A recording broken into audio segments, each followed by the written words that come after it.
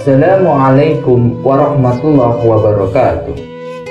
Sahabat Nazra Motivasi, ini adalah sebuah kisah tentang apa yang dirasakan ruh saat dimandikan. Sewaktu-waktu ajal menjemput, tidak ada seorang pun juga yang dapat menghentikannya. Kisah ini kami kutip dari sebuah kitab karya Imam Abdirrahim bin Ahmad Al-Qadi. Diterangkan sebagaimana sakitnya raga waktu ruh mulai dicabut. Hal ini dikisahkan Rasulullah Shallallahu Alaihi Wasallam pada Aisyah radhiyallahu anha. Dalam suatu hadis yang diriwayatkan oleh Aisyah radhiyallahu anha, dikisahkan bila suatu hari ia tengah duduk di dalam rumah dan Rasulullah datang mengucapkan salam. Aisyah radhiyallahu anha merencanakan untuk berdiri untuk menyambut kedatangan Rasulullah Sallallahu Alaihi Wasallam. Duduklah di tempatmu, tidak usah berdiri wahai Ummul Mukminin. Begitu ucap Rasulullah Sallallahu Alaihi Wasallam pada waktu itu. Lantas Rasulullah Shallallahu Alaihi Wasallam ikut duduk dan menempatkan kepalanya di pangkuan Aisyah. Saat itu Aisyah radhiyallahu anha mendapatkan uban yang ada di jenggot Rasulullah Shallallahu Alaihi Wasallam dan terlihat pula 19 helai rambut yang memutih. Lantas Aisyah radhiyallahu anha menangis sambil air matanya jatuh menetes ke wajah Rasulullah Shallallahu Alaihi Wasallam. Sampai pada akhirnya Rasulullah Shallallahu Alaihi Wasallam pun terbangun dari tidurnya. Wahai Ummul Mukminin, apa yang bikin engkau menangis? Tutur Rasulullah Shallallahu Alaihi Wasallam. Lantas Aisyah radhiyallahu anha bercerita apa yang ia rasakan setelah melihat uban-uban Rasulullah Shallallahu Alaihi Wasallam. Tahukah engkau kondisi apakah yang paling menyusahkan untuk mayit? Kata Rasulullah Shallallahu Alaihi Wasallam. Tidak ada kondisi yang paling menyusahkan atas diri mayit dari saat keluar dari rumahnya, anak-anaknya yang ditinggalkannya ada di belakangnya serta menangisnya. Kata Aisyah radhiyallahu anha.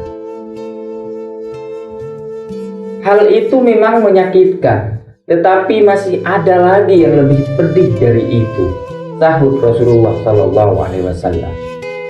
Beberapa kerabat, anak dan istrinya meninggalkannya pulang. Lalu datanglah malaikat Munkar dan Nakir, serta ia menanyakannya. Papar Aisyah radhiyallahu anha. Rasulullah Sallallahu Alaihi Wasallam pun tersenyum mendengar pembicaraan itu. Lalu beliau menjelaskan sebenarnya.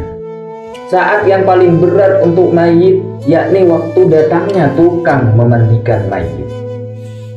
Mereka mengeluarkan cincin dari jari-jarinya, melepaskan pakaiannya, dan memandikannya. Waktu itu, ruh memanggil dengan suara yang dapat didengar oleh semua makhluk, kecuali jin dan manusia. Apa yang diserukan oleh ruh itu ya Rasulullah? Tanya Aisyah. Hai tukang memandikan, saya memohon kepadamu agar engkau mencopot bajuku dengan pelan, karena sesungguhnya saat ini saya tengah istirahat dari sakitnya pencabutan nyawa dari malaikat maut. Ungkap Rasulullah Shallallahu Alaihi Wasallam kepada Aisyah. Lantas apa yang diserukan lagi oleh ruh wahai Rasulullah?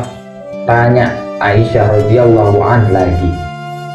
Hai tukang memandikan, jangan sampai engkau gunakan air panas dan jangan sampai pula engkau gunakan air dingin. Sesungguhnya jasadku telah terbakar sebab dicabutnya nyawaku. Papar Rasulullah Shallallahu Alaihi Wasallam. Lalu waktu dimandikan, apa yang diserukan oleh ruh wahai Rasulullah Shallallahu Alaihi Wasallam? Tanya Aisyah radhiyallahu anha lagi. Dan waktu dimandikan, ruh itu berkata, Hai tukang memandikan, jangan pernah engkau pegang diriku begitu kuat. Sesungguhnya jasadku masih terluka karena keluarnya nyawa. Tutur Rasulullah Shallallahu Alaihi Wasallam.